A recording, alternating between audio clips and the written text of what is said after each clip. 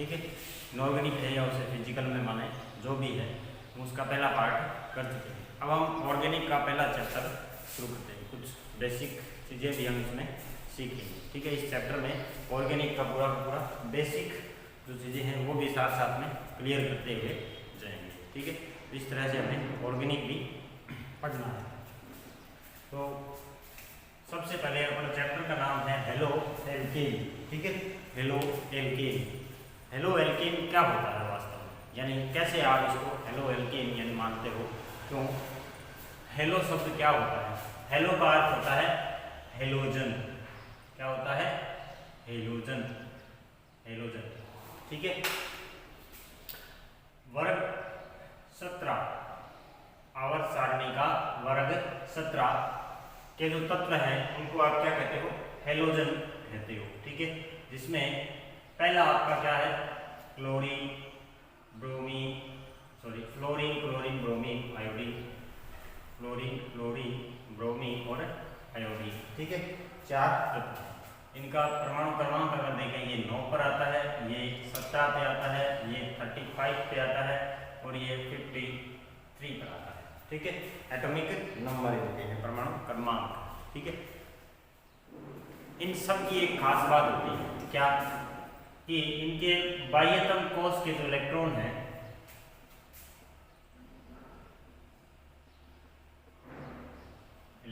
यानी इनका जो इलेक्ट्रॉनिक विन्यास होता है वो होता है NH2 NP5 सबका, ठीक है। अब N आपके चेंज होता रहता है, इसके लिए N कितना होगा? 2, इसके लिए 3, इसके लिए 4, इसके लिए 5, यानी NH2 5, NH2 2, 2s2 2 और 2p5, इस तरह 3s2 और 3p5, ठीक है। इसलिए ये 4s2 4p5, ये 5s2 5p5, ठीक है। इस तरह से इसमें कहेंगे। तो इसके बाह्य कोश में कितने इलेक्ट्रॉन हुए? कुल 7 इलेक्ट्रॉन, ठीक है। 7 में से ये जो अब 7 के साथ इलेक्ट्रॉन क्या हो नहीं सकता, इसका अष्टक यानी स्थायित्व प्राप्त करने के लिए क्या करता है? एक इलेक्ट्रॉन ग्रहण कर लेता है। इसलिए इसका जो संयोजकता या ऑक्सीकरण अंक जो है वो क्या हो जाएगा? ऑक्सीकरण अंक 1, यानी वो भी कौन सा? -1, ठीक है। यानी इसकी संयोजकता बोल सकते हो, ऑक्सीकरण अंक बोल सकते हो, कितना होता है सबका? -1, ठीक है। इसका मतलब अगर ये कार्बन से जुड़ेगा तो कार्बन की कितनी संयोजकताएं पूर्ति करेगा? 1 संयोजकता की पूर्ति करेगा, 1 हेलोजन, ठीक है। तो ये तो हुई अपने हेलोजन की बातें। अब अपने कार्बन की भी बात कर लेते हैं, यानी कार्बन क्या होता है? हेलोजन पढ़ रहे हैं तो कार्बन भी बात कर लेते हैं, फिर हाइड्रोकार्बन और फिर हेलोजन पर आएंगे, ठीक है। कार्बन आवर्त सारणी के 6ठे नंबर पर आता है। परमाणु क्रमांक जो है, परमाणु द्रव्यमान उसका 12 होता है, ठीक है।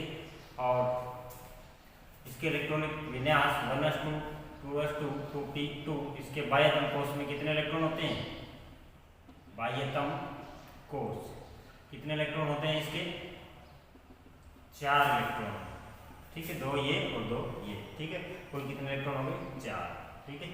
अब आते हैं अपने इस कार्बन के जो, यानी इसका हम अगर देखें तो कार्बन हमारे जो सभी जीव हैं, सभी जीवों में कार्बन पाया जाता है, ये ध्यान रखना, ठीक है। कार्बन के बिना तो जीव की परिकल्पना भी नहीं संभव, ठीक है। अब इसके बाद आते हैं अपने कि हमारे जो धरती है, यानी हमारे जो अर्थ है, पृथ्वी पर कार्बन मुख्यतः हाइड्रोकार्बन में के रूप में भी होता है। इसके अलावा हाइड्रोकार्बन के अलावा जो हम पढ़ेंगे हेलोजन, एल्डिहाइड, कीटोन, कार्बोक्सिलिक अम्ल, ईथर, अमीन, उन सब में कार्बन होता ही होता है। मुख्यतः किससे? मेन जो क्या है वो क्या है? इसका हाइड्रोकार्बन। हाइड्रोकार्बन से ही सारे बने हैं, ठीक है। तो हाइड्रोकार्बन क्या होता है? इसके अंदर हाइड्रोजन एंड कार्बन तत्व उपस्थित होते हैं, जिसको हम क्या बोलते हैं? हाइड्रोकार्बन बोलते हैं। ठीक है, आपने जो है हाइड्रोकार्बन 11वीं क्लास में पढ़ा होगा, हाइड्रोकार्बन का पूरा चैप्टर। ठीक है, तो हाइड्रोकार्बन जो है आप मूलतः देखोगे कितने प्रकार के होते हैं हाइड्रोकार्बन। जो है अगर आप देखना चाहें तो कितने प्रकार के होंगे, 2 प्रकार के हाइड्रोकार्बन, 2 प्रकार से। कौन से? एलिफेटिक और एक एरोमेटिक। एक कौन सा होता है? एलिफेटिक और एक एरोमेटिक। ठीक है, एलिफेटिक कितने, यानी एलिफेटिक वो जो जलने पर कोई धुआं नहीं देते हैं, एक प्रकार से कहीं काला धुआं नहीं देते। ठीक है, ये जलने पर क्या देते हैं? एलिफेटिक, एरोमेटिक काला धुआं देते हैं।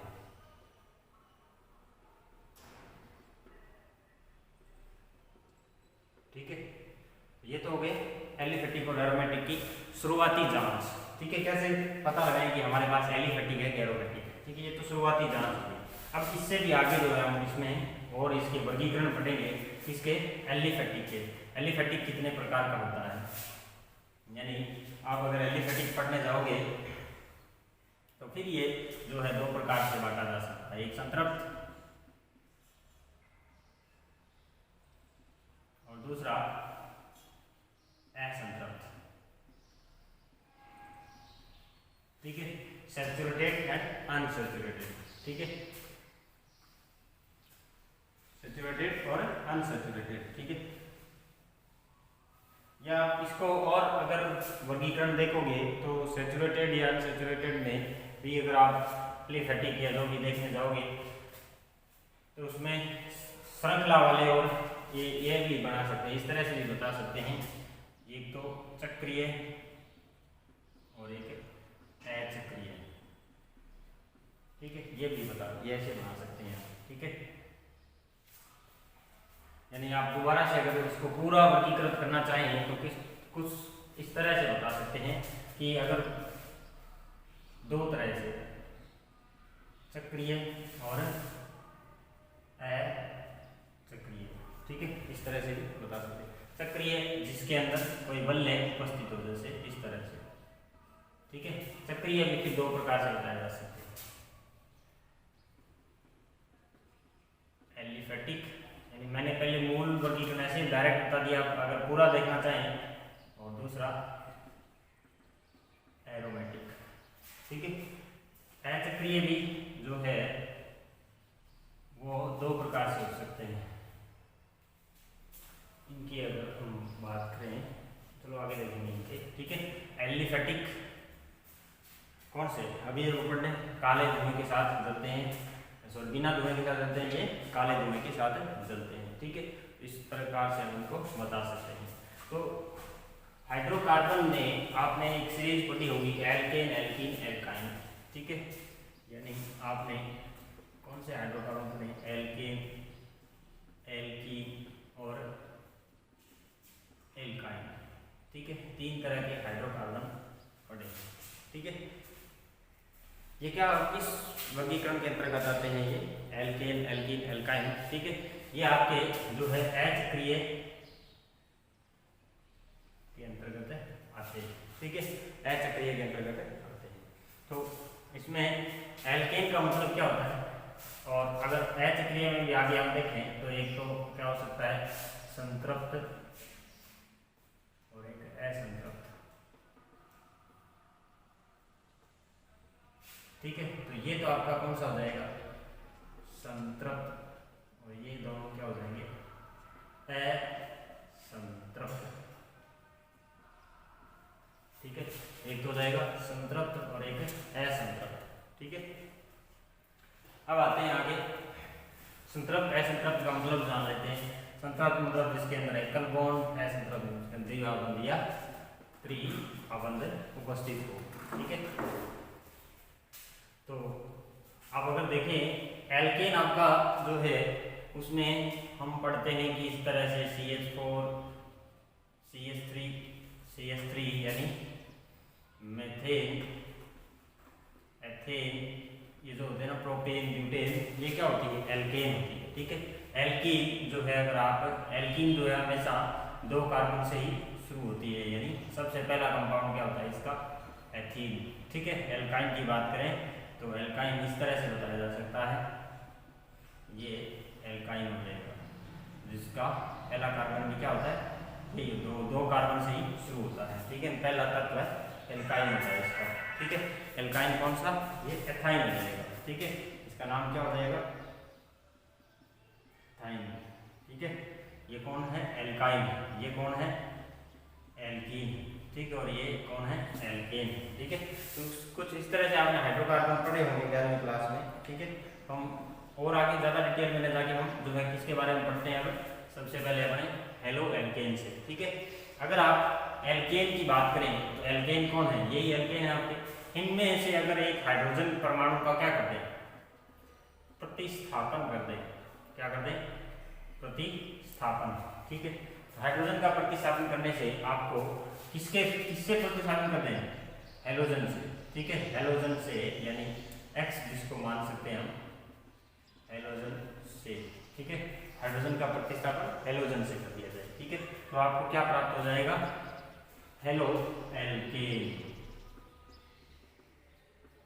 ठीक है, तो किसी एल्कीन में अगर प्राप्त करोगे, एल्केन में अगर हाइड्रोजन का प्रतिस्थापन करोगे तो हेलो एल्कीन बन जाएगा। ठीक है, और अगर एल्काइन से करोगे तो हेलो एल्काइन बन जाएगा। तो अपने हेलो एल्कीन, और ये तो है नहीं अपने ज़्यादा सिलेबस में इस चैप्टर के अंदर, या अपने बाहरी लेवल के सिलेबस में इतने, तो अपने सिलेबस में क्या है? केवल हेलो एल्केन है। ठीक है, तो हम हेलो एल्केन की बात करेंगे। ठीक है, तो आपने क्या किया? हाइड्रोजन का प्रतिस्थापन किया, किससे? हेलोजन से। ठीक है, हेलोजन मतलब इनको माना जाता है X का मतलब फ्लोरीन, क्लोरीन, ब्रोमीन और आयोडीन। ठीक है, X से प्रदर्शित कर दिया जाता है इसको, हेलोजन को। ठीक है, ये तो आपकी हेलो एल्केन की बात हो गई। अब अपने हेलो एल्केन का और जो है वर्गीकरण आगे पढ़ेंगे। ठीक है, तो हेलो एल्केन का वर्गीकरण देखते हैं किस तरह से किया जाता है, यानी हम चैप्टर में देखते हैं हेलो एल्केन का वर्गीकरण। ठीक है, क्या वर्गीकरण होता है हेलो एल्केन का? पहला आधार आपका है संख्या के आधार पर वर्गीकरण।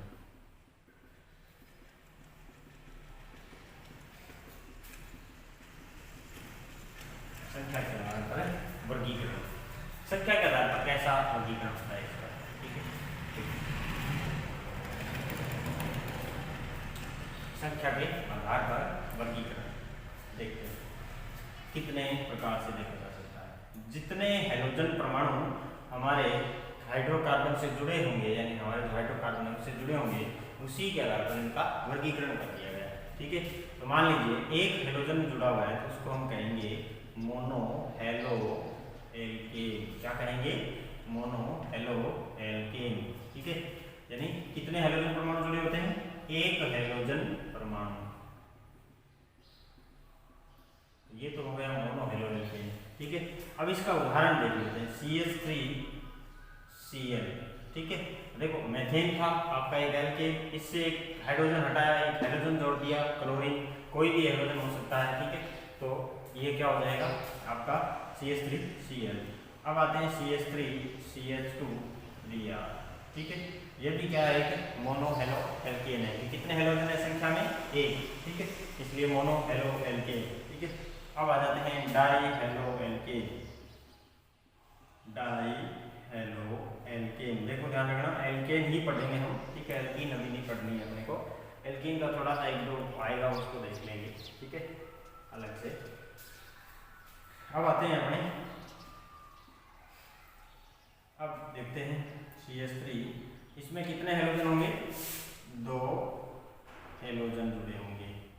ठीक है, अब देख लीजिए CH3 CH2 या CH2 ना बना के Cl और Cl जोड़ देंगे। ठीक है, ये ध्यान रखना Cl किससे जुड़े हुए हैं? कार्बन से जुड़े हुए हैं। ऐसा नहीं लग रहा होगा कि हाइड्रोजन से जुड़े हुए हैं, इसलिए आपको ध्यान रखना है कितने हेलोजन जुड़े होने चाहिए? 2। उसको हम क्या कहेंगे? Die halogen. ये दो इस तरह से भी जुड़े हो सकते हैं,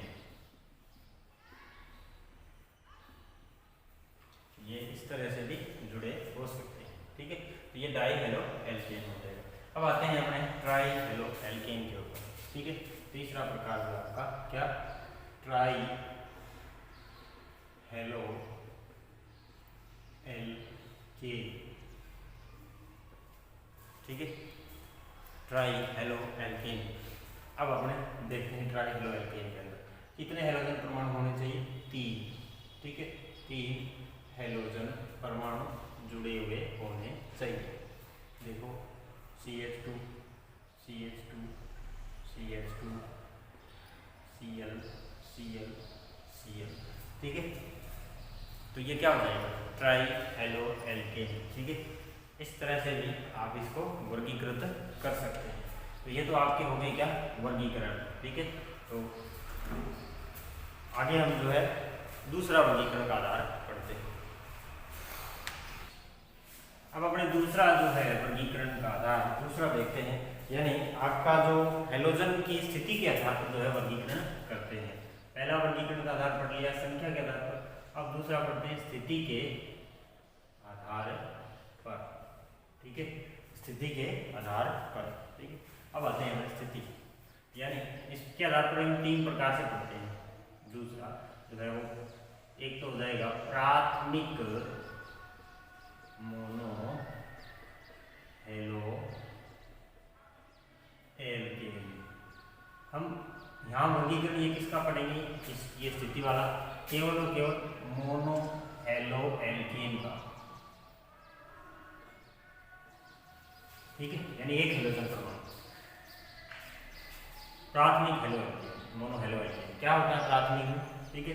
इसको प्राइमरी बोलते हैं या 1 डिग्री भी बोलते हैं, ठीक है, 1 डिग्री।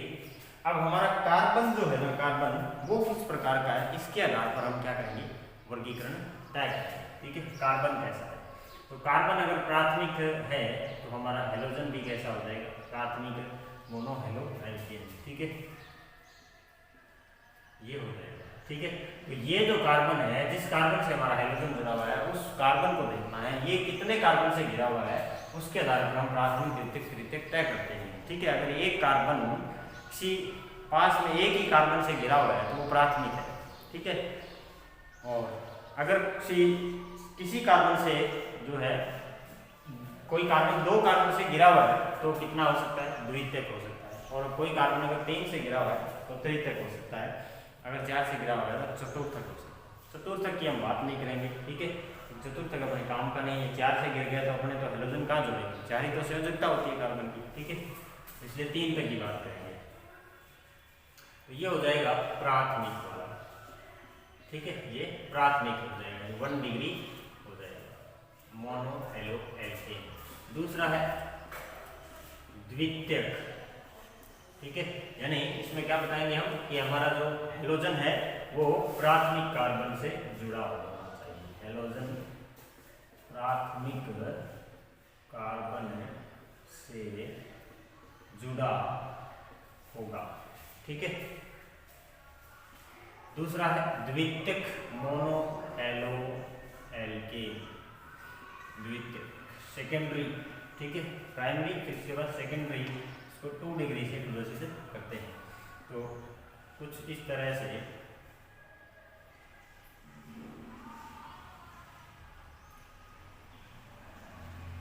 ये हो जाएगा द्वितीयक, ठीक है। यानी ये कार्बन जो है आपका 2 डिग्री है, यानी हेलोजन किस कार्बन से जुड़ा हुआ है, द्वितीयक कार्बन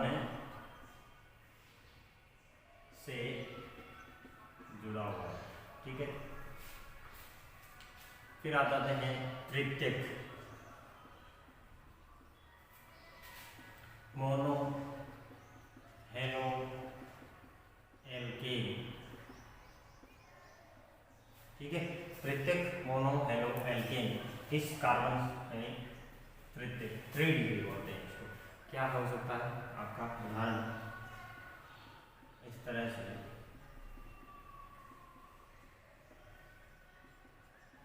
ये क्या हो जाएगा, ये कार्बन कौन सा है जिससे हमारा हेलोजन जुड़ा हुआ है, तृतीयक। हमें केवल वही कार्बन देखना है जिससे हमारा हाइड्रोजन जुड़ा है, बाकी से हमें कोई मतलब नहीं है फिलहाल, ठीक है। इसलिए हमें तृतीयक, तो यानी हेलोजन क्या कहेंगे, हेलोजन तृतीयक कार्बन से जुड़ा है, ठीक है। हेलोजन किस कार्बन से जुड़ा है, तृतीयक, टर्सरी, ठीक है। और अगर हम बात करें एक और जो है आगे, यानी मोनोहेलो एल्केन के बाद जो है बात कर रहे हैं तीसरे वर्गीकरण की, हम डायरेक्ट करेंगे, कोई आधार नहीं रहेगा। इसको बोलते हैं एलिलिक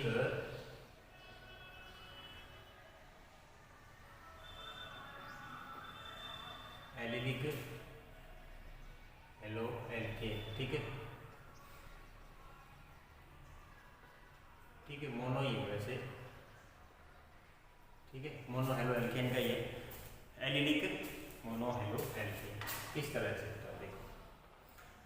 एक उदाहरण लेते हैं, CH2 डबल बॉन्ड CH2Cl, ठीक है, जिसके अंदर जहां हमारा हेलोजन जुड़ा हुआ है उसके अगले बॉन्ड, वो बॉन्ड जो है वो कौन सा होगा, सिंगल, उसके जस्ट अगला बॉन्ड क्या होगा, डबल बॉन्ड। जहां हेलोजन जुड़ा हुआ है वो उस कार्बन, वो कार्बन तो सिंगल बंध से बंधित होगा, उसके जस्ट अगला क्या हो, द्विबंध से बंधित हो, उसको बोलते हैं एलिलिक मोनोहेलो एल्केन। एक इसके पहचान का तरीका और है कि जहां हेलोजन जुड़ा हुआ है उसका कार्बन क्या हो, sp3, और जहां हेलोजन नहीं जुड़ा हुआ हो उसके जस्ट अगला कार्बन क्या हो, sp2, ठीक है।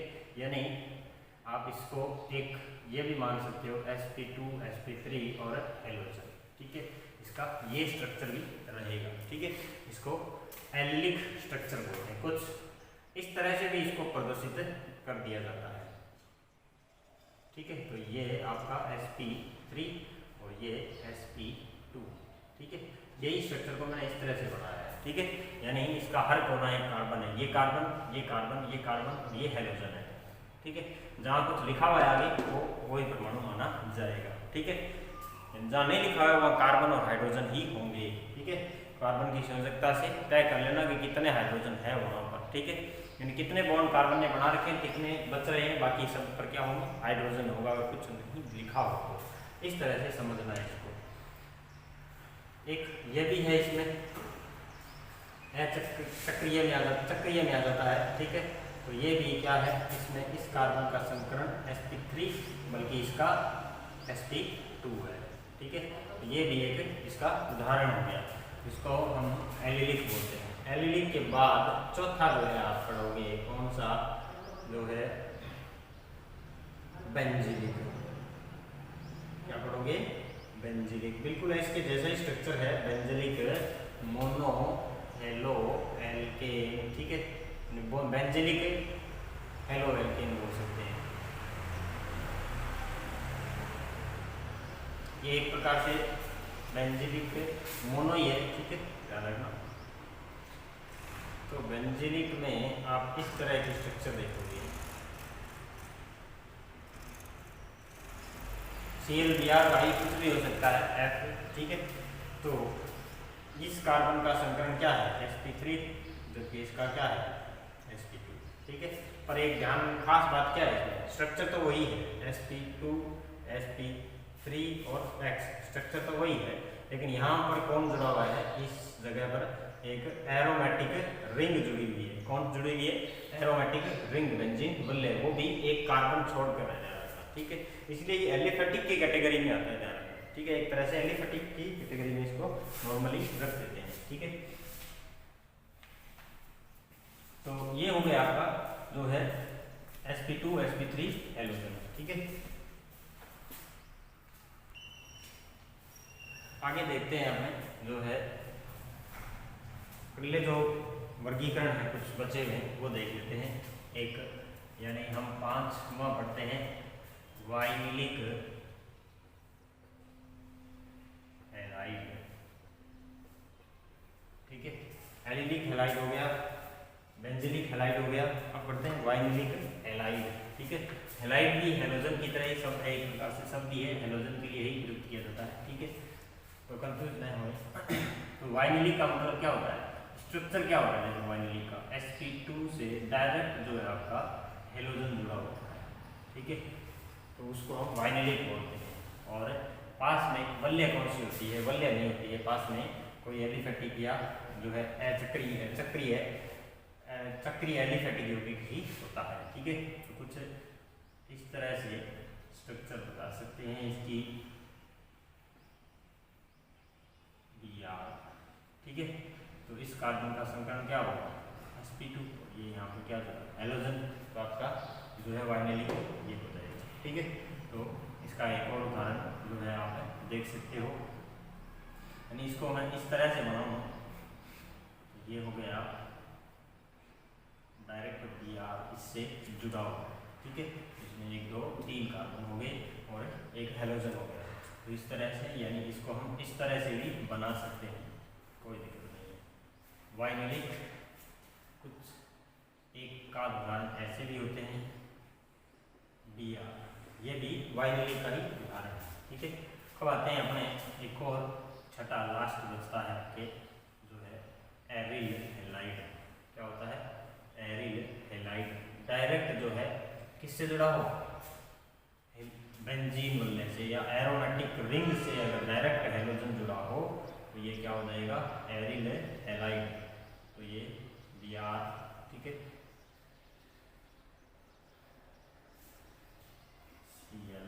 ठीक है, उससे पहले हमने जब देखा था तो उसमें डायरेक्ट हमने इसमें स्ट्रक्चर क्या रहता है sp, यानी स्ट्रक्चर जो रहता है वो sp2 और हेलोजन होता है, और साथ में क्या जुड़ी होती है एरोमेटिक वल्य S जो है होती है उसके साथ। ठीक है, यानी खुद जो कार्बन होता है वो एरोमेटिक वल्य का ही होता है। ठीक है, यानी इस कार्बन का संकरण sp2 है। ठीक है, जैसे कहें कि बेंजीन के हर कार्बन का संकरण क्या होता है sp2 होता है। संकरण निकाल सकते हैं आप कि बेंजीन के अंदर डबल बॉन्ड होते हैं, ध्यान रखना कितने 3। ठीक है, और इस तरह से बेंजीन होती है। इन दोनों को अगर मिला दें तो किस तरह की स्ट्रक्चर बनती है, यानी Br हटा दें एक बार, तो ये मिलाने के बाद इस तरह से इसका अनुनादी संकर हम बनाते हैं। ठीक है, हम दोनों को मिला जुला कर बनाते हैं, इसलिए इसको अनुनाद संकर बोलते हैं बेंजीन का। ठीक है, यानी अब इसमें कितने बॉन्ड हैं 3 बॉन्ड, यानी हर कार्बन का संकरण sp2 कैसे है, देखो संकरण का सूत्र होता है sigma plus lone pair. Carbon के पास लोन पेयर कितने होते हैं 0। अब आपको सिग्मा ढूंढनी पाई नहीं करनी, यहाँ पे हाइड्रोजन यानी इस बेंजीन के ऊपर आप देखोगे तो हर एक कार्बन पर क्या है एक एक हाइड्रोजन, एक एक हाइड्रोजन, एक एक हाइड्रोजन। ठीक है, यानी एक एक सिग्मा है। ठीक है, एक तो ये सिग्मा हो गया। आप इस कार्बन का संकरण निकालना चाहोगे तो यहाँ पे ये सिग्मा, एक ये सिग्मा और ये सिग्मा, ये क्या है पाई। पाई को हम संकरण में काउंट नहीं करते, तो कितने सिग्मा हो गए 3, तो कितना हो गया 3। 3 के लिए नंबर कितना आता है, यानी sp2 के लिए नंबर कितना होता है 3 sp2। ठीक है, sp2 हो जाएगा। ये आपका संकरण sp2 इस तरह से आप याद कर सकते हो किसी का भी, या बेंजीन के हर कार्बन का संकरण sp2 होता है, ये याद रख लेना। तो ये आपके एरिल हैलाइड हो गए। ठीक है, तो यहाँ पर आपका वर्गीकरण तो जो है वो कंप्लीट हो गया। अब हम कार्बन हेलोजन बंध की प्रकृति पढ़ लेते हैं, यानी CX बंध की प्रकृति, बंध की प्रकृति।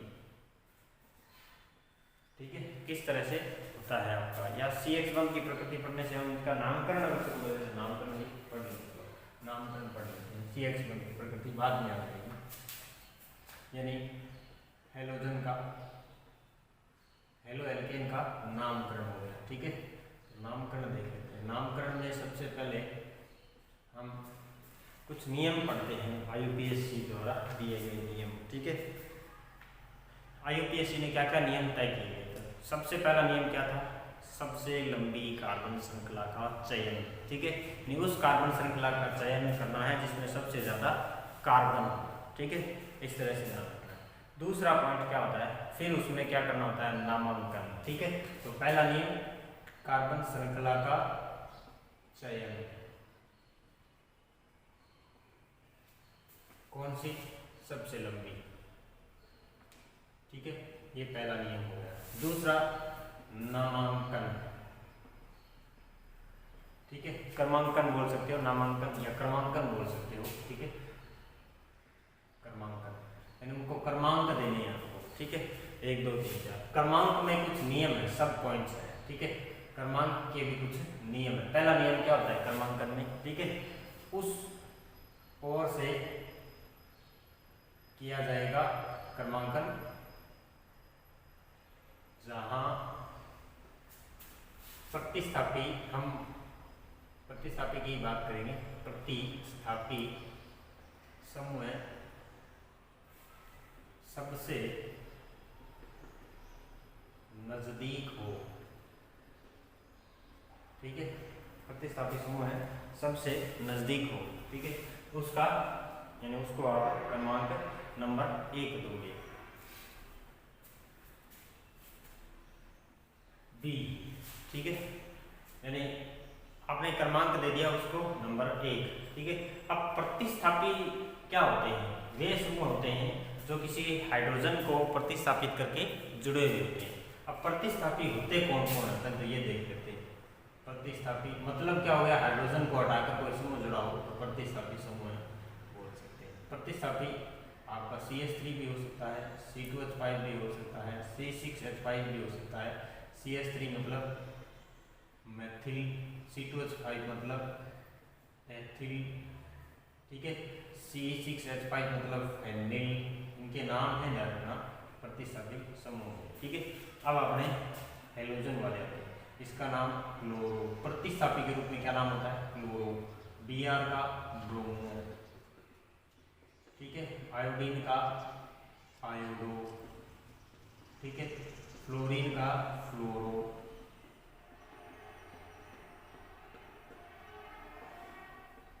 ठीक है, तो ये इनके क्या हो गए?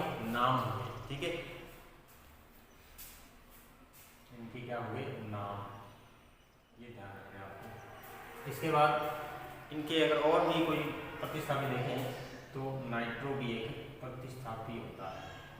क्या नाम होता है? नाइट्रो। ठीक है, ये नाइट्रो समूह हो गया। और भी बहुत सारे प्रतिस्थापी हो सकते हैं। OR भी हो सकता है, इथर समूह। ठीक है, एल्कोक्सी इसको बोल सकते हैं, एल्कोक्सी। ठीक है, एल्कोक्सी। तो ये प्रतिस्थापी समूह हो गए सारे सारे। अब इन प्रतिस्थापी समूह की अगर नाम जो है हमें लिखना हो, यानी क्रमांकन करते समय इसका क्या ध्यान रखना है कि उसको हम क्या करेंगे? पहले क्रमांक देंगे जो नजदीक से नजदीक आएंगे, सिर्फ सबसे नजदीक हो या सबसे कम अंक प्राप्त हो। या ऐसे कह सकते हो कि सबसे कम अंक प्राप्त हो। ठीक है, अब दूसरा अगर दो सेम आ जाए, ठीक है, यानी दोनों समान स्थितियों पर आ जाए प्रतिस्थापी, यानी ऐसे कह सकते हैं कि दो प्रतिस्थापी यदि समान स्थितियों पर हो, क्या हो? समान स्थितियों पर हो। ठीक है, तो क्रमांक उस ओर से शुरू करेंगे जिसके नाम का पहला अक्षर, जिसके नाम का पहला अक्षर अंग्रेजी वर्णमाला में पहले आता हो।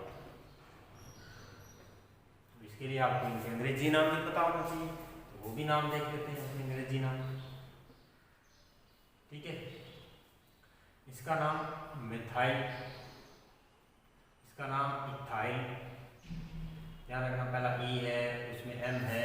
ठीक है, ई पहले आता है, एम पहले आता है, ई पहले आता है, पहले एथाइल लिखा जाएगा। ठीक है, ये पी हो गया, PHENYL फिनाइल। ठीक है, ये हो जाएगा क्लोरो।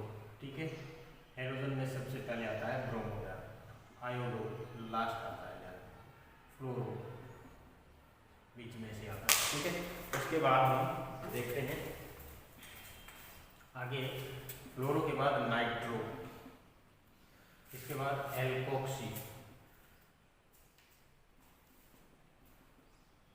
ठीक है, एल्कोक्सी। तो इतने इनके नाम हैं। और भी कोई प्रतिस्थापी है तो हम देख लेंगे। ठीक है, हमें हमारे 4 ही काम आए अभी तक तो। ठीक है, हमें तो ये 4 ही काम में लेने हैं। तो ये तो इनके क्रमांकन के नियम हुए। तीसरा नियम क्या होता है ठीक है, क्रमांकन के बाद नामकरण शुरू करते हैं। क्रमांकन हो गया, उसके बाद नामकरण शुरू करते हैं। तो नाम में सबसे पहले क्या लिखा जाता है? प्रतिस्थापी का नाम व स्थिति, यानी प्रतिस्थापी का नाम व स्थिति। ठीक है, तो नाम लिखते समय, प्रतिस्थापी का नाम लिखते समय भी क्या ध्यान रखना है? जिसका अंग्रेजी वर्णमाला अक्षर पहले आता है वही पहले लिखा जाएगा। आपको अंग्रेजी वर्णमाला के अक्षर पता चल गए कि इनमें से पहले कौन आता है, उनको हम पहले लिखेंगे। ठीक है, फिर इसके बाद जो है दूसरा नियम, जो इसमें अगर देखें सब नियम की जरूरत नहीं है वैसे, तो प्रतिस्थापी का नाम और स्थिति आप यहाँ से पता चला होगी कि क्रमांक आपने कौन सा दिया है, वो आपकी क्या होगी, इसकी स्थिति होगी। ठीक है, तो जिसका अंग्रेजी वर्णमाला में जो अक्षर पहले आता है वो हमारा पहले लिखा जाएगा। जैसे क्लोरो है, ठीक है, और ब्रोमो है, तो क्लोरो ब्रोमो में बी और सी है, तो पहले बी आता है सी आता है? पहले बी आता है, तो पहले बी से शुरू कर देंगे। ठीक है, ब्रोमो पहले लिखा जाएगा। ठीक है, और बाकी जो है आप जो है अक्षर और जो संख्या है, स्थिति जो है, उसके बीच में क्या लगाओगे, जो है वो हाइफन लगाओगे, यानी बीच में से जो है वो हाइफन लगा दोगे। जो भी आगे हम इसके बाद हम क्या नाम लिखेंगे, चौथा, फिर इसके बाद हाइड्रोकार्बन का नाम। हाइड्रोकार्बन कौन सा एल्केन एल्काइन है वो लिखेंगे। ठीक है, अगर कोई क्रियात्मक समूह आ गया, ठीक है, तो हमें नियम क्रमांक दूसरे तरीके से चेंज करने पड़ेंगे। ठीक है, तो ध्यान रखना है कि फिर नियम बदल जाएंगे, थोड़े से नियम बदल जाएंगे। अगर क्रियात्मक समूह अगर आ जाता है तो हमें प्रायिकता जो है वो किसको देनी होती है, क्रियात्मक समूह को देनी होती है। इसलिए हम क्रियात्मक समूह है नहीं, इसलिए अभी तक हमारे एल्कोहल जब आएगा तब हम क्रियात्मक समूह वाले भी नियम पढ़ेंगे, तो तब हमें जो है वो क्या लिखना है, इसका नाम लिखना है। तो ये प्रतिस्थापी हो गए। प्रतिस्थापी के लिए पूर्व लगन जो है, ये सारे पूर्व लगन है, इनके नाम जो भी है वो क्या है, पूर्व लगन है। ठीक है, तो पूर्व लगन नाम से पहले आ जाते हैं। प्रतिस्थापी के लिए जो है वो पूर्व लगन प्रयुक्त होते हैं। ठीक है, तो हम कोई उदाहरण से जो है इसका नामकरण देख लेते हैं, कोई एक उदाहरण। ठीक है, जैसे आपको बोल दिया जाए CH3Cl, ठीक है, सबसे पहला। ठीक है, फिर आ जाता है CH3CH2Cl, ठीक है, फिर एक और, यानी इसका नाम जो है वो एक ही कार्बन है, इसलिए इसका नाम क्या हो जाएगा, क्लोरोमेथेन। क्या नाम हो जाएगा, सबसे पहले क्लोरो प्रतिस्थापी हो गया, फिर इसका नाम हो जाएगा, एक ही कार्बन है। ठीक है, इसमें दो कार्बन है, पहले कार्बन पर क्या है, हेलोजन है। ठीक है, इसका नाम क्या हो जाएगा, क्लोरोथेन। ठीक है, हम थोड़ा सा कोई बड़ा उदाहरण लेके नियम भी साथ साथ में आ जाएंगे सारे, उसको भी हैंडल करते हैं। तो आगे